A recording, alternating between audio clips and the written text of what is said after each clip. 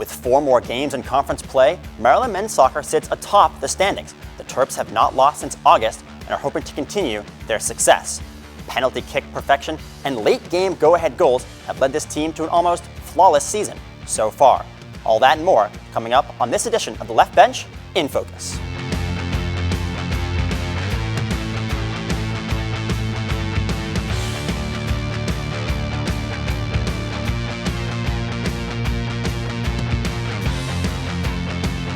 Effort from beginning to end. It's something we've been building to. When we went down, we were challenged, and our guys responded like champions. Welcome back to the Left Bench in Focus, presented by Terrapin Sports Central. I'm Daniel Stein alongside Brendan Weissel. And Brendan, Maryland men's soccer came into the season looking to return to form, and so far, they have certainly done that. Yeah, Daniel, last year they finished last in Big Ten standings, but this year they're leading the conference and are currently ranked 9th in the country. On Friday night, the Terps traveled to the West Coast to take on Washington in their first ever meeting as members of the Big Ten, and the Terps brought some goals with them across the country. The Huskies start the scoring just 12 minutes in, with Chris Myers chipping the ball over the Maryland wall and goalkeeper Lauren Mack to take the lead. Let's skip ahead 4 minutes to Max Rogers, just outside the box. He takes a shot off his left foot and buries it in the back of the net. The Terps and Huskies head into the break tied at 1, but not for long. Maryland's defense lets a pass get behind them, giving the Huskies a look at goal. Mack gets the first save, but Washington scores on the rebound to regain the lead. 2 minutes later, after Colin Griffith is fouled in the box, Leon Kuhl lines up for a penalty kick and strikes it in, tying the game. With less than 20 minutes left, Rogers takes the ball down the right side and crosses it in for Griffith, who heads it into the net as the Terps get the 3-2 win. Maryland now turns its attention to a tough DMV opponent as number 13 George Mason comes to College Park tonight. The Patriots come into this match with an 11-2 record, with their most recent match being a home loss to Duquesne. Tuesday's match will be the Maryland's last non-conference game of the regular season. Maryland historically has the advantage against the Patriots, posting an all-time series record of 10-6-1. These two teams last faced off in 2021, where the Terps took the W by a score of 2-0. This time around, the Terps will look to slow down a George Mason attack that ranks in the top 3 in goals scored in the Atlantic 10. To break down this team some more, we now welcome on Matthew News, who has kept a close eye on the Terps this season, covering the team for the Diamondback. Matt, thank you so much for joining us. Yeah, thanks for having me. And so, Matt, the Terps disappointed in 2023, but as we sit here in 2024, the team is nationally ranked and atop the Big Ten. What's changed for this team between 2023 and 2024 that's led them to this improvement? Yeah, I think the big thing is the offensive production. Last year, their struggles up top, weren't getting goals, weren't scoring a lot. It's changed this year. Colin Griffith has been unreal the past couple weeks, and then the addition of Max Rogers from Yale, he's been the key piece up top. Being able to, put a cross into the box, start an attack from midfield like he did on Friday against Washington, feeding Colin Griffith, feeding Saddam up top. He's been really key for them. And then, like Colin Griffith, like I said, Colin Griffith, just an unreal pace, unreal, run of form that he's been on, being able to score lots of goals that he didn't do last year because of an injury. It's been a key component, and right now they're flying high. The other thing that's been really important for the offense is penalty kicks. Leon Kuhl's been a perfect 5 for 5. Last year, Maryland didn't make any penalty kicks. How important has that been for this team? It's been crucial because, a couple games against Indiana, they won 1-0 because of a Leon Kuhl penalty. I talked with him earlier this year when he made his first 2, and he said, it's all about him, what he wants to do. He'll look at opposing keepers' tendencies where they dive a little bit with an assistant coach, but when he sets that ball down on the spot, it's up to him to put it where he wants. And you've seen that through his first 5. He puts left, right, down the middle like he did on Friday. It's been key, got him a lot of wins and a draw against Virginia. It's been just a massive improvement from an 0-4 to 5-5. It saved their season. So Maryland has obviously had a lot of bright spots, but with more seasons still to come, what do they need to work on? Yeah, I think one of the rooms for improvement is defense on set pieces. They're on a run right now where they've let I think it's 4 straight teams score from a set piece. Michigan State scored on a corner. Penn State and Washington both scored directly from a free kick. So, it's not only about, defense in the box when balls are coming in, when crosses are coming in, but it's also where they're giving up the free kicks. Penn State and Washington both scored directly from a free kick shot right outside the box. They need to clean that up and then, get a header, get a ball away when a cross comes into the box. They can clean that up. It would set them up for a really good run to end the season. So, speaking at the end of the season, with 4 more Big Ten games left, Maryland controls their own destiny to the top of the standings. If you look at the rest of the schedule, what do you think? Can they get it done? It's going to be tough with the games they have left, especially with Ohio State, who's second right now, last game of the season. But Friday's game against Washington was huge because you go out west, you get a huge 3-2 win, a massive 3 points going all the way across the country to a different time zone. Then Ohio State also loses to UCLA that same night. So you come back, you went over, you were tied on points, you come back, you're 3 points up with 4 games to go. It's going to be a massive 4 games, 2 on the road. UCLA comes in next Monday, which is a big test for them, even though they're coming all the way across the country. It's going to be really tough. I think they can get it, and I think it's going to have to come down to that final game against Ohio State. It's going to be interesting for sure. And final question for you, Matt. You've been following this team closely the entire season, and we want your expertise. What are this team's expectations in the NCAA tournament? I think they have to win it, especially after last year. You don't win a game in conference play. You've already eradicated that. They dubbed this season the revenge season. They've already gotten revenge on numerous Big Ten teams. But now it's time to get to the big dance, get to the big tournament, which Sasho has a lot of success in, and make a name for themselves, make some noise, beat a couple of teams they should host if they continue playing the way they have. They should host a game or 2 in the big dance and then just pick teams off one by one. I think they can get all the way to the final in the College Cup.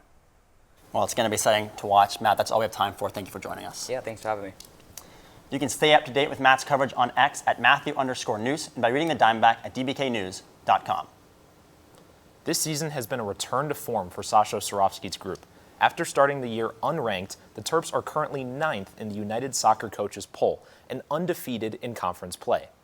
Maryland started the year with a 2-1-3 record through its non-conference slate.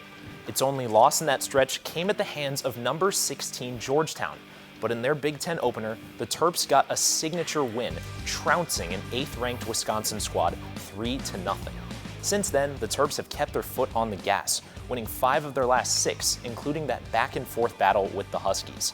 Maryland still has 5 matches to go, including a matchup with number 2 Ohio State, but so far, Coach Cirovski's 32nd season at the helm has been like most of his other seasons, a success. Now that we know how the Terps got to this point, let's look at the key differences between this year's team and last year's team. In 2023, the Terps entered Big Ten play as the preseason favorite, but things did not go their way. The team finished last in the Big Ten, and it looked like things could get worse this year. Kamani Stewart-Baines and Stefan Capetti, 2 of the team's top goal scorers, departed in the offseason, leaving question marks for the Maryland attack. But with those departures, someone needed to step up, and it's been Leon Kuhl. His 5 penalty kick goals have been a huge improvement after Maryland missed all 4 attempts a season ago. Pair that with freshman goalie Lauren Mack starting 11 of the team's 12 matches this year, bringing stability to the position. But the biggest difference this season has been a healthy Colin Griffith. The junior was injured last year and only played in 9 games. But this year, he's been doing everything for the Terps offensively and currently leads the team with 6 goals. Now don't go anywhere because when we come back, we'll take a look at how Maryland's international players helped the team both on and off the field. And we'll crown our Terp of the Year and, of course, count down the top 5 plays of the Terps season. Stay with us.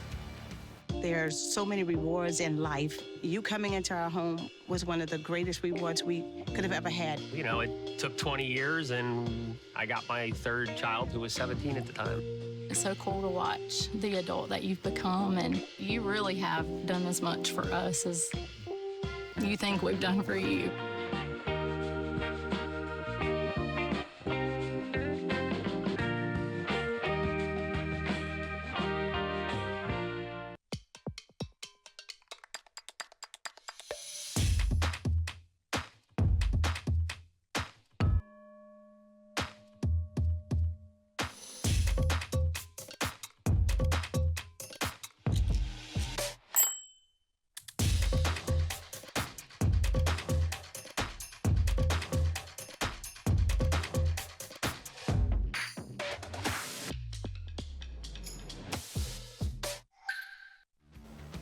Welcome back to Left Bench in Focus, presented by Terrapin Sports Central.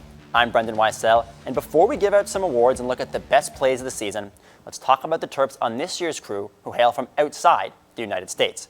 Daniel Stein took the walk over to Studio B to tell us more. Daniel?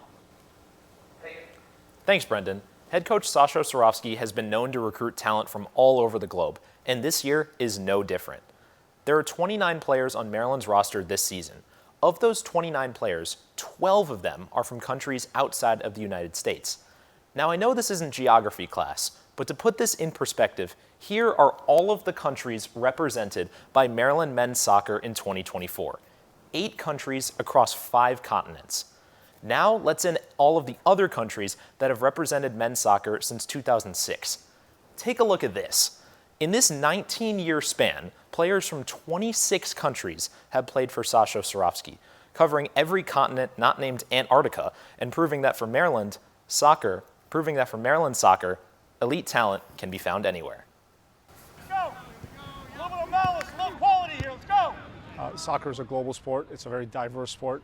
Our team certainly reflects that. For Maryland men's soccer coach Sasho Cirovski, diversity is a strength. When we sit and talk tactics with them, some players bring in some great ideas and become real problem solvers. International players have become the lifeblood of Maryland men's soccer, but for the players themselves, their soccer experience in the United States is much different from their experience in their home countries. Midfielder Saddam Masareka is from Uganda, but he says American soccer takes more.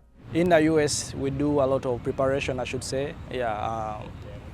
Game analysis, post videos, pre-game videos and stuff. In Uganda, we don't have a lot of too much organization, I should say. For goalkeeper Lauren Mack, he found soccer in America to be much more physical than in his home country of Germany. I think it's way more body-wise or way more athletic as in Germany. I mean, I feel like in Germany, they're way more like technical stuff. With such a diverse team, language barriers might come to mind as a concern. As I came like in the spring this year, I mean, for me it was kind of tough because my English wasn't that great, obviously. But Maryland has other ways of communicating. Soccer itself is a language. The way we play and becomes a language itself. A language that Coach Cirovski knows better than most. You know, I'm an international player. I was born in the old Yugoslavia, grew up in Canada, so I have a special affinity to the different kind of values and ideas that can be brought in by some of the international players. As players from all over the world come to College Park to play for Sasho, Coach Cirovski hopes that the team's diversity can help this field feel a little more like home. When you live with each other and you're on the bus and you're going through difficult moments, to have people from different parts of the world that resonates with you in terms of how to solve some issues you might be having. Playing in a team with so different background is, I should say, it's a blessing at some point, because you have to, you're able to learn about different cultures and then, let me say, different ideas. It's a blessing for the Terps off the pitch and, of course, on it too. Yeah, Daniel, I mean, you looked into it. It's clear that having international players on the roster is working, and it's something you think Sasho Cirovski will absolutely continue as long as he's in College Park. Yeah, it's been something he's really wanted to focus on for a long time now, and it's just awesome seeing all the different players from all the different countries just get in action for Maryland. It's so cool. Absolutely. It's working, and the country is sure taking notice. Now let's crown some awards. We have to give our first selection to a player who's been the difference for this year's Terps. This year's Maryland Men's Soccer Terp of the Year so far goes to junior forward Colin Griffith. After missing part of last season with an injury, it was unclear how he would respond, but Griffith has been the key to Maryland's offensive success this season. It took him 6 matches to get his first goal, but since then, he has scored in almost every match. He has 6 goals so far this season, with a goal in each of the last 4 matches. Most recently, he scored that game-winning goal against Washington. Without the clutch play of Griffith, it's hard to say where this team would be this season. Well, now there's only one thing left to do. Count down the top 5 plays of the season so far. And Brendan, are you ready? I'm ready. Let's do it. All right. All right, number 5, it's Leon Kuhl. He's 5 for 5 this year. We could have probably chose any of his penalty kicks, but that one's beautiful and it starts us off nicely. And at number 4, we have Saddam Masarika with his game winner versus Michigan State. Look at how he just flies in and puts the ball in. Brendan, I like to think I was pretty quick in my playing days, but I'm not that quick. Not that quick. Now we're going to look at our Terp of the Year so far. Colin Griffith, a great shot against Northwestern. Kind of gets the goalie on his back there, puts it to the right side, and gets it to go. And at number 2, we have Max Rogers. Oh my goodness, an absolute screamer from 30 yards away. What a kick from the Ivy League transfer. 30 yards away, I'll do you one better. At number 1, we have William Kovic from beyond half. I'm not sure what that goalkeeper from Detroit Mercy was thinking, but it's a highlight play and one we'll be watching for years here at College Park. I mean, that one's ridiculous. I've been watching that all the time. It's awesome. That is something I cannot do. What a player Kovic is. What a goal he scored. Absolutely incredible play. Well, that will do it for this edition of the Left Bench in Focus, brought to you by Terrapin Sports Central. Ricky Podgorski and Alex Garrett will be behind the desk next week. Ben Wolf will have your coverage of Maryland men's soccer versus George Mason later today. And be sure to stay up to date with all of our coverage on YouTube, Instagram, Facebook, and X. We'll see you next time.